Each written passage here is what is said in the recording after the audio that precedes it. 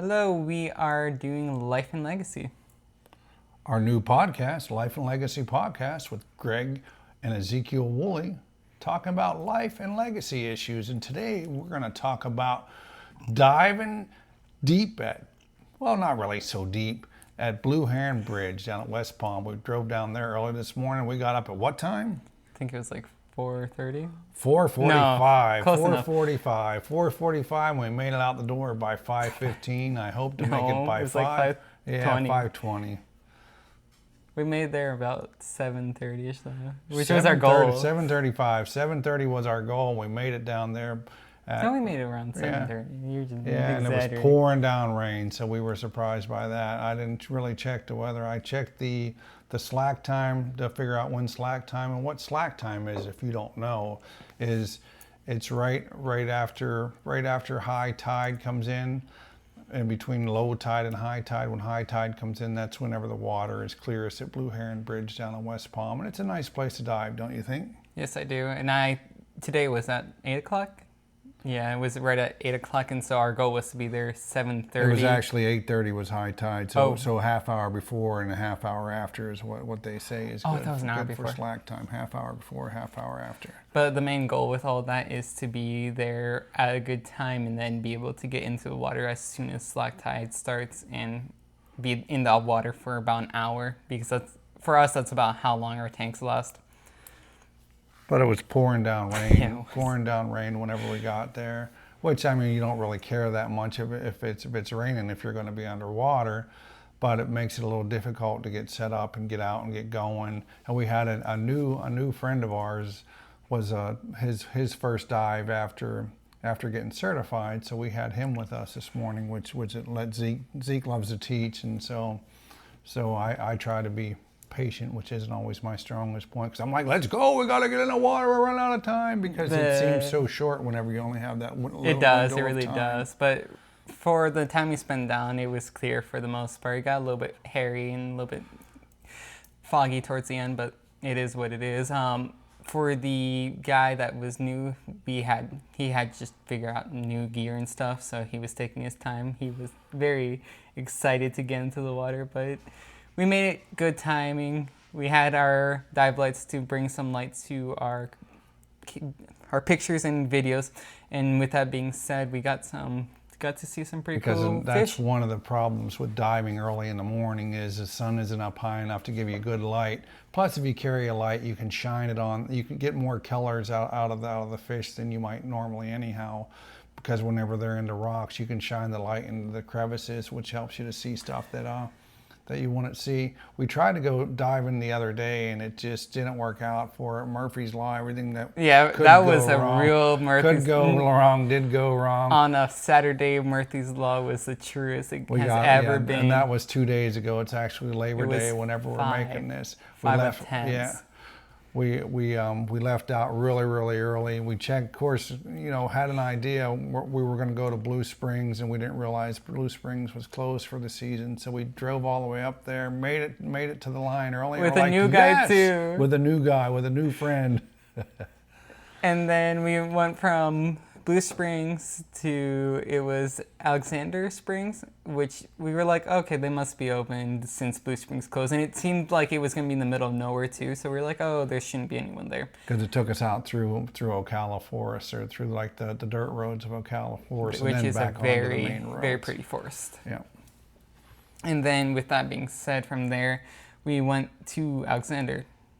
What ended up happening was it was completely filled up. You either had to have a reservation. And we didn't realize reservation it's beforehand. reservations only on the weekend. So as soon as we got there, they were, sorry, we can't let you guys in. They were full.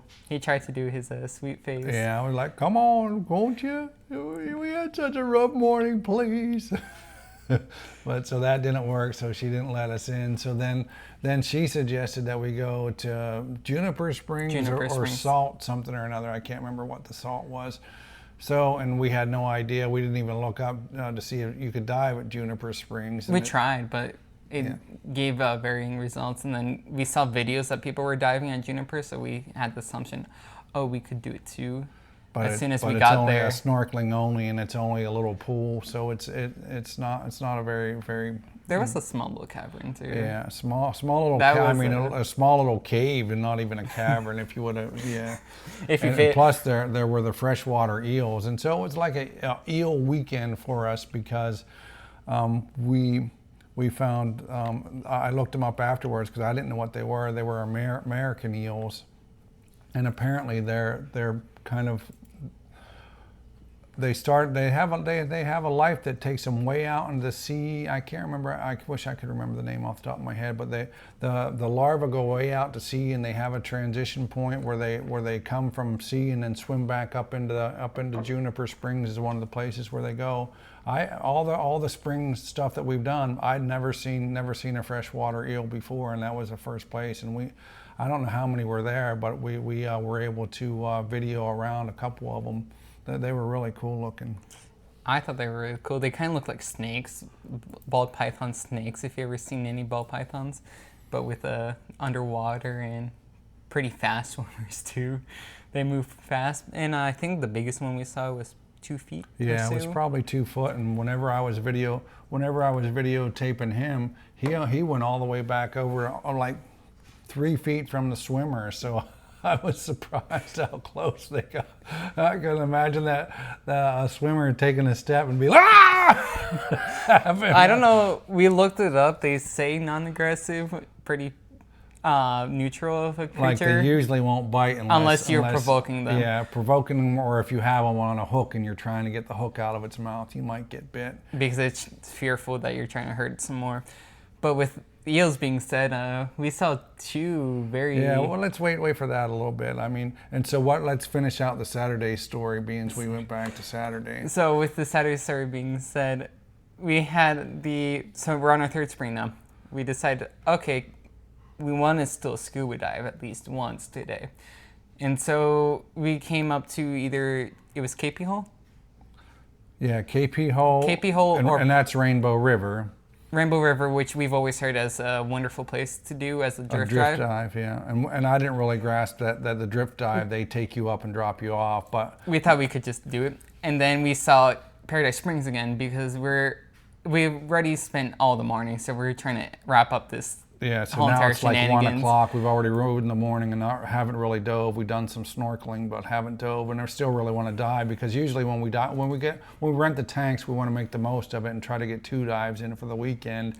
We were still kind of hoping for that. And so he ended up calling Mom and said, hey, we haven't been able to dive. Could we try and go out to 'Cause I told her either Paradise or KP? We were going to go KP Hill, and then I saw Paradise later on saying, yeah, it's closer. We could try and do that. So as we're making our way, we're getting hangry for some Getting food. hangry.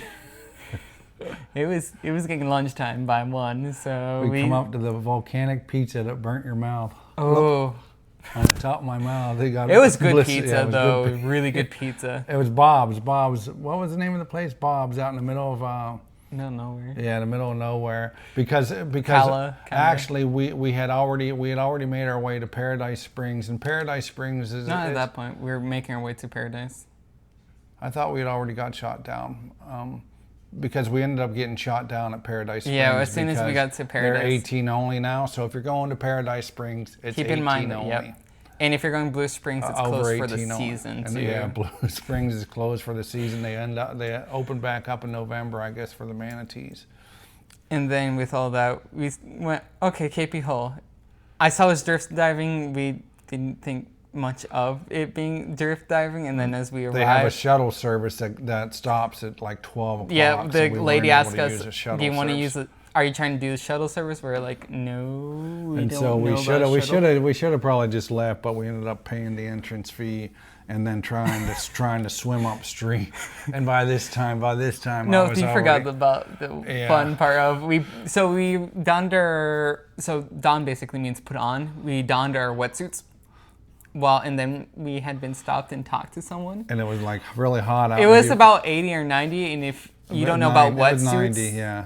wetsuits like to keep you warm. We have never sweat so much in our life just standing in the shade. We were in the shade and we were sweating bad.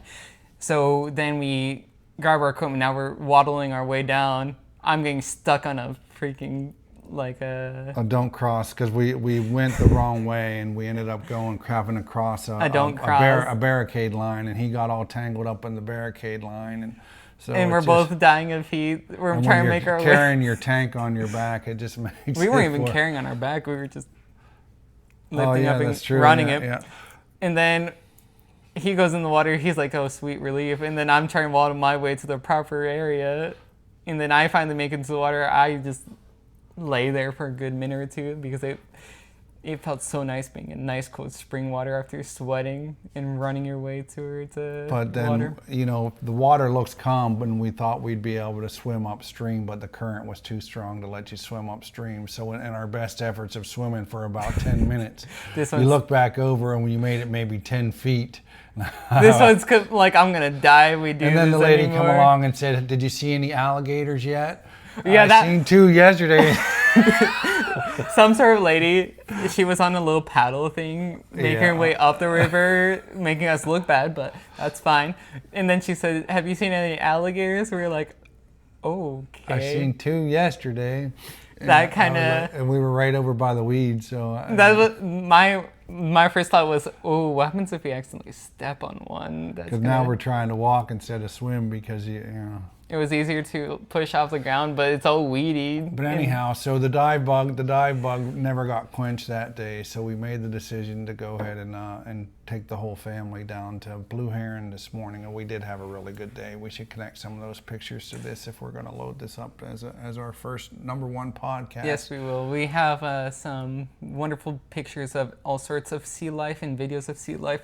We'll definitely put in pictures of the sea life just to keep this not so long. And one of our reasons for wanting to do a podcast like this is you hear so much about one generation bashing the other generation in my mind, and me and Zeke have done a lot of stuff together. We have a lot of camaraderie, a lot of business adventures that we would like to share with you over the next coming seasons, but today was a great dive at Blue Heron Bridge, and then we can go back to the eel we saw. It must have been an eel weekend. I can't fight this eeling anymore. The eel we saw was a saltwater eel. It must have been, I think it's a moray eel. I'm not sure. I don't know what it was, but it was 2 or 3 feet long. The first eel we saw, I was taking a video of it, and you could only see the body at first, and it was in like this crevice where it was an artificial reef.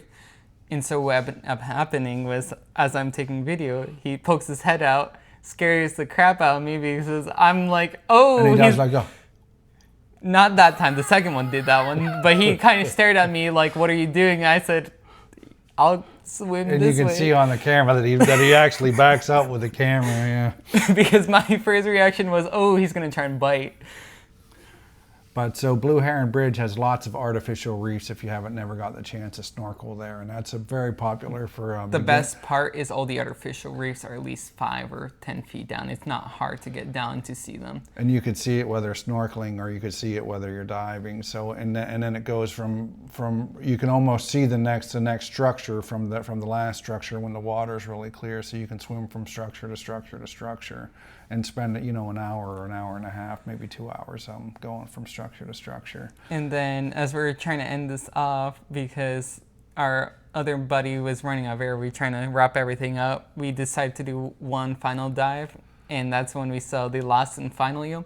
This eel, he didn't feel it, but it went in between his legs. It wasn't mine, it was Kevin's. Yep. It was Kevin's legs, not my legs. But it went, in between our dive buddy's legs. He didn't feel it, but scared the crap out of me because I just see an eel going like this towards his legs. I'm like, oh, it's going to take a nice And Kevin chomp. says, I ain't scared of nothing. I said, well, if you got bit, I ain't scared either because it bites you. I'm swimming for it going to shore. I swim faster than you. But thankfully it didn't bite him. I thought it might, but at the end, so we're wrapping everything up. We do one very final dive, and I got the best video I could of an eel. Right up close. He was sitting there. He come out and swim. First around, he was sitting there opening his mouth, nice to open and closing, and then he kind of swims out, goes back around, back into the artificial reef. That was a really good video. I don't think I've gotten anything like that. No, that was really good. We saw starfish, little baby hermit crab, bunches and bunches and bunches and bunches of other fish. Tons of like shrimp too. I don't know. I don't even know what kind of shrimp those are. They look like little stick spider, underwater spider sticks. It does. Yeah, or I something. thought it was kind of like if you know what a spider crab is, but tiny, but shrimp. So spider crabs and they have kind of very look at you like. yeah. I have 2 good pictures of them just kind of staring up at the camera. They're very they love taking photos. What else did we see? We saw a whole bunch of fish.